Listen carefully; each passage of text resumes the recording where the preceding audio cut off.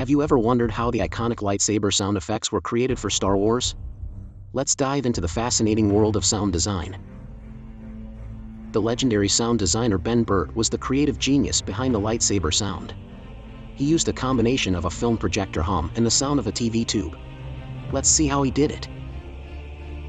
By manipulating and combining these sounds, Burtt was able to create the iconic hum and crackle of the lightsaber. It's amazing how simple yet effective these techniques were.